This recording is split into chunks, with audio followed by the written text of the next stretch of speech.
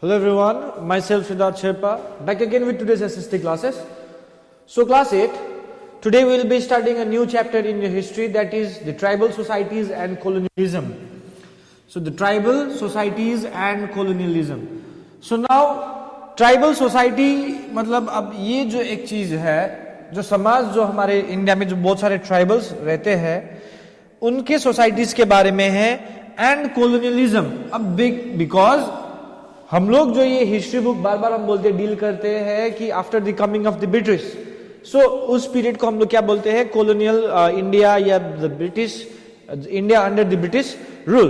So the tribal societies and colonialism will deal with the topics that is related to the tribal people of our country. So जैसे कि इसके chapter के पहले हम लोग ने बोला ruling the country side. So ruling the country side में हम लोग ने देखे हैं कि how British policies affected the farmers of India. तो उसी पॉलिसीज को हम लोग आगे देखेंगे, उसने अब हमारी ये ट्राइबल सोसाइटीज को कैसे अफेक्ट किया है या इन्फ्लुएंस किया है. So let's move towards the chapter. So ये चैप्टर जो है tribal societies and colonialism. So in this chapter we will be covering various topics like tribals. सबसे पहले हम लोग जानेंगे ट्राइबल्स कौन है, ठीक है, and effects of colonial rule on tribals.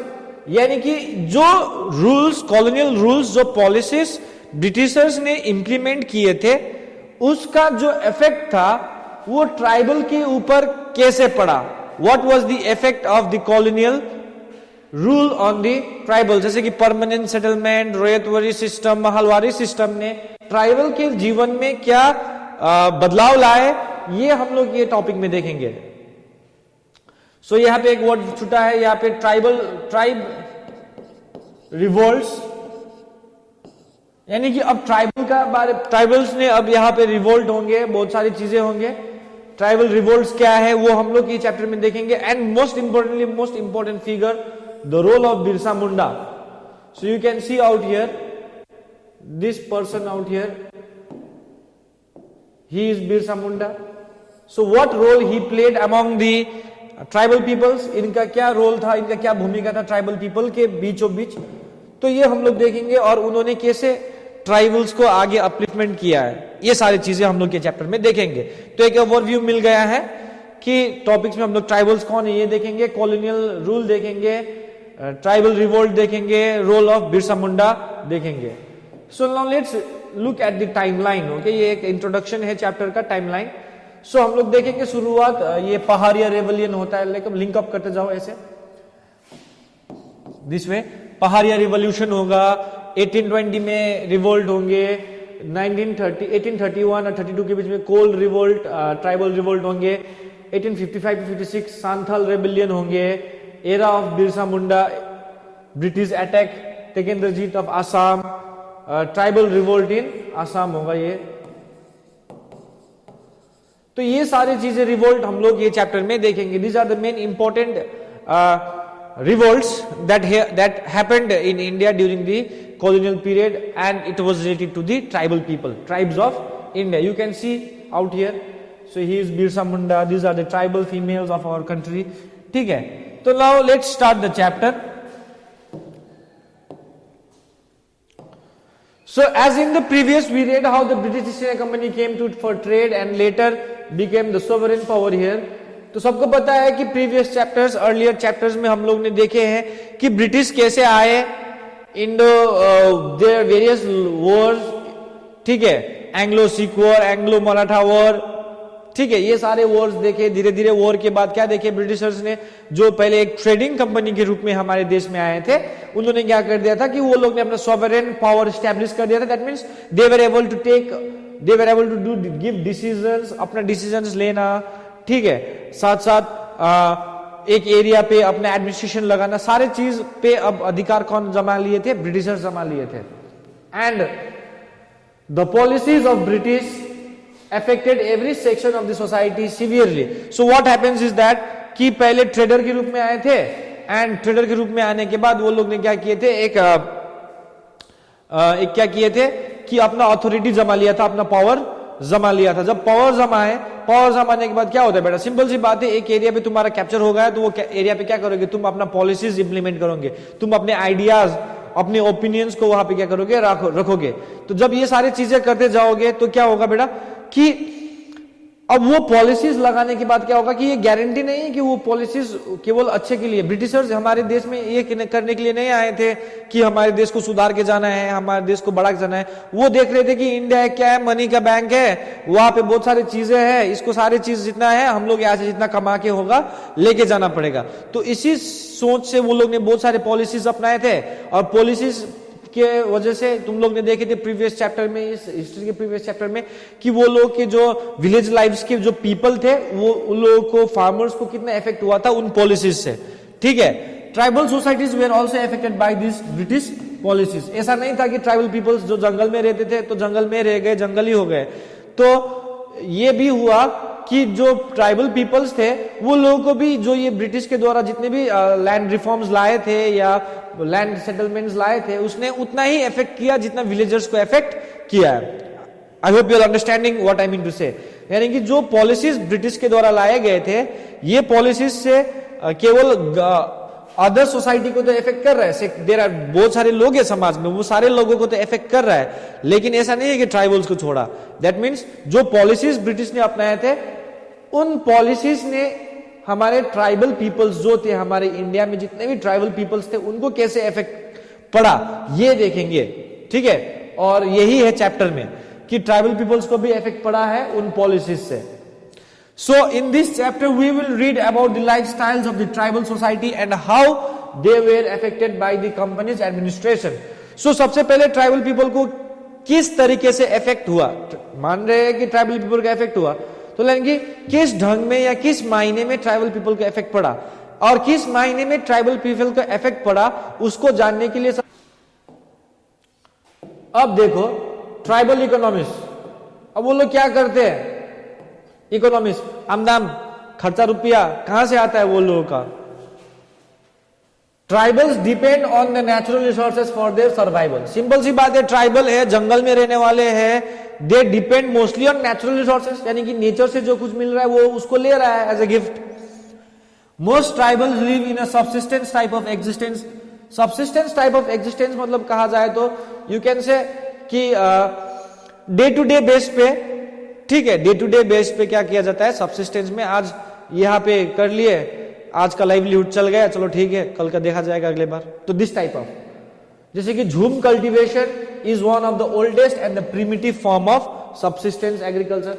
यानी कि सबसिस्टेंस मतलब क्या है कि आज का काम हो रहा है, अपने फैमिली के लिए निकल रहा है, मेरा काम चल रहा है, मेरा पेट भर रहा है, मेरा पेट भर रहा है, और बाहर के बारे में नहीं सोचना है, दैट इज सबसिस्टेंस। यानी कि डे टू डे लाइफ क्या हो रहा है, आपका सारा नीड फुलफिल हो रहा है, उस सिस्टम पे वो लोग जी रहा है, लेकिन बाहर देना है, बेचना है, ये उतना वो लोग को मायने रखता है। जैसे झूम कल्टीवेशन क्या होता है कि स्लैश एंड बर्न करता है, आज यहाँ पे कटिंग कर लिए, यहाँ पे फार्मिंग कर लिए, खेती कर लिए, तुम्हारा सबसिस्टेंस क्राइसिस, सॉरी सबसिस्टेंस जो नीड है रेगुलर वो पूर्ति हो रहा है, अब यहाँ पे खत्म हो जाएगा, फिर दूसरी जगह चले जाएंगे।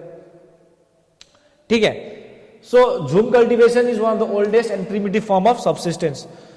सो फार्मिंग भी आता है सबसिस्टेंस में, जहां पे प्रिमिटिव स्टाइल यूज करते हैं। ठीक है, they are also engaged in other occupations like handicrafts.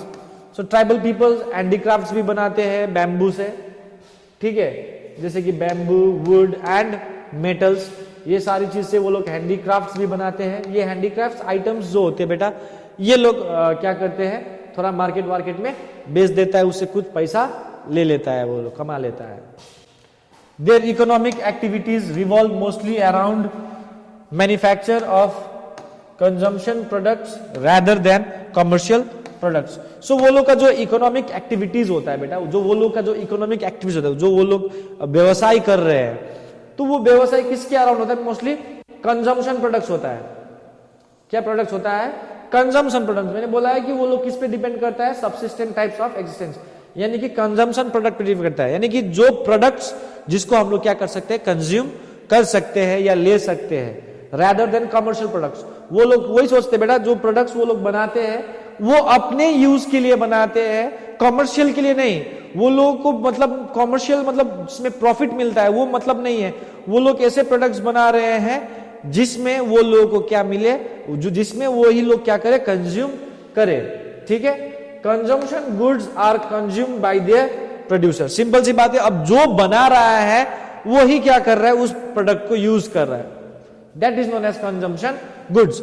यानी कि वो लोग का इकोनॉमिक एक्टिविटीज क्या है, revolve mostly around the manufacture of consumption products. यानी कि ऐसे ही चीज मैन्युफैक्चर बनाएंगे जो कंज्यूम करेंगे, ठीक है, rather देन कमर्शियल प्रोडक्ट्स। यानी कि जो यूज करने वाला प्रोडक्ट्स बनाएंगे, खाने वाला बनाएंगे, और कमर्शियल प्रोडक्ट्स कम बनाएंगे। कमर्शियल प्रोडक्ट्स मतलब जिसमें ज्यादा बेनिफिट्स हो या प्रॉफिट्स होते हैं वो कम बनाएंगे, ठीक है। एंड कंजम्पशन गुड्स जो होते हैं are consumed by the producer. जो बना रहा है गुड्स, ट्राइबल पीपल खुद बना रहा है, और खुद जो प्रोड्यूसर है जो गुड्स बना रहे हैं उसको प्रोड्यूसर बोलेंगे, लेकिन प्रोड्यूसर खुद ही क्या है, कंज्यूमर है। वो खुद क्या ले रहा है, उस गुड्स को यूज कर रहा है। जैसे कि the Gond tribe of Odisha lives in forest. The Gond tribes of Odisha lives in forest, live on gathering of forest products. वो लोग फॉरेस्ट में रहते हैं, फॉरेस्ट का प्रोडक्ट्स यूज करते हैं, फॉरेस्ट का प्रोडक्ट गैदर करते हैं, इकट्ठा करते हैं, और वही प्रोडक्ट्स को वो लोग यूज करते हैं। तो उसमें से ये दे होगा, they sell some of these products in the local markets and use herbs and shrubs for medicinal purpose। तो वो लोग जंगलों से कुछ उठा के इकट्ठा करके लेके आता है, उसी प्रोडक्ट्स को लोकल मार्केट्स में लेके जाता है, वहां पे बेच देता है। And use herbs, herbs use करते हैं, एंड श्रब्स यूज करते हैं for medicinal purpose. Medicinal purpose के लिए वो लोग क्या करते हैं, हर्ब्स एंड श्रब्स को यूज करते हैं। जंगलों में बहुत सारी जड़ी बूटियां मिलती है, तो हो सके यही जड़ी बूटियां क्या करते हैं, ये लोग लोकल मार्केट में जाके बेच देते हैं। Some of the people depend upon traders and money lenders to fulfill their needs। तो बहुत सारे लोग अपने नीड्स फुलफिल करने के लिए किसके ऊपर डिपेंड है, मनी लेंडर, साहूकार, ट्रेडर्स से क्या लेते हैं ये लोग, लोन लेते हैं, ठीक है। They also sell their products at high cost and on profits. बहुत सारे ट्राइबल पीपल बहुत सारे प्रोडक्ट्स को क्या करते हैं, हाई रेट में बेच देता है, जिससे वो लोग अच्छा खासा प्रॉफिट कमा लेता है। बहुत सारे like medicinal plants, medicinal products जो होते हैं वो काफी एक्सपेंसिव होता है। Is that clear? So money lender से क्या करता है, वो लोग पैसा के लिए क्या करता है, मनी लेंडर्स और ट्रेडर्स के लिए क्या करता है, वो लोग पैसा के लिए भी मतलब इन द सेंस लोन ले लेता है, उधारी ले लेता है, ठीक है। क्योंकि वो लोग के पास इकोनॉमिक एक्टिविटीज देख रहे हो, वो लोग उतना मार्केट में सामान बेचता नहीं, सब तो अपना यूज कर लेते, तो पैसा नहीं मिलता है, तो पैसा के लिए वो लोग क्या करता है, मनी लेंडर्स के साथ डिपेंडेंट है। So money lenders help the tribals meet their cash needs and charge them high rate of interest. So money lenders क्या करते हैं, ट्राइबल पीपल को पैसा तो दे देते हैं, लेकिन उसके बदले में हाई इंटरेस्ट ले लेता है। Interference of traders and merchants made their life miserable. अब जैसे ही ट्रेडर्स आए, उनके जीवन में जंगल में शांति से जी रहे थे, मर्चेंट्स आए, अब उसकी वजह से क्या हो गया, उनका जीवन थोड़ा दुखी हो गया, ठीक है, काफी ज्यादा दुखी हो गया और प्रॉब्लमेटिक हो गया उनका जीवन। और यही सारी चीजें हम लोग इस चैप्टर में पढ़ेंगे कि ब्रिटिश कैसे आए और उनके जीवन में इंटरफेरेंस करने के बाद उनके लाइफ को मिजरेबल बना दिए। Some of the tribal groups like Gaddis of Kullu and Bakarwal of Kashmir live on herding and animal rearing। अब बहुत सारे ट्राइबल्स हैं जो माउंटेनियस एरियाज में रहते हैं, जैसे Gaddis of Kullu and Manali Himachal Pradesh, Bakarwal of Kashmir. ये लोग क्या करते हैं, एनिमल रियरिंग करके ही अपना जीवन व्यापन करते हैं। सो एक प्रकार से यही पढ़ेंगे, इतना ही पढ़ेंगे आज हम लोग चैप्टर में। तो आप लोग ने देखे कि ट्राइबल इकोनॉमिक्स क्या है। एक प्रकार से आप लोग को एक अनुमान लग गया होगा कि हमारे ट्राइबल सोसाइटी कैसा था, जैसे कि सब्सिस्टेंस फार्मिंग, सब्सिस्टेंस लिविंग पे जीते थे, कंजम्पशन ज्यादा करते थे, प्रोड्यूस कम करते थे, प्रोड्यूसर ही कंज्यूम करते थे, मार्केट एक्टिविटीज कम करते थे, जंगल में जीवन बिताते थे, hunting and gathering, natural resources पे डिपेंडेंट है। तो अब ये जो इनका जो शांतिपूर्वक जीवन चल रहा था, अब ये जीवन पे अंग्रेजों ने आने के बाद क्या कहर लगा दिया, वो हम लोग नेक्स्ट वीडियो से डिस्कस करेंगे। आई होप तुम लोग को एक ट्राइबल पीपल के बारे में एक पिक्चर बन गया होगा कि ट्राइबल पीपल एक आइसोलेटेड पीपल थे, जो मुख्य समाज होते बेटा वो लोग जो आज के दिन में मेन सोसाइटी है उससे थोड़ा अलग हट के रहने वाले लोग हैं दूर, तो वो लोग के जीवन में अब बहुत बड़ा चेंज आया। वो चेंज क्या है वो हम लोग नेक्स्ट वीडियो में देखेंगे, और वो चेंज कौन लाया था, कॉलोनियलिज्म लाया था। So till then stay safe and stay healthy. Thank you.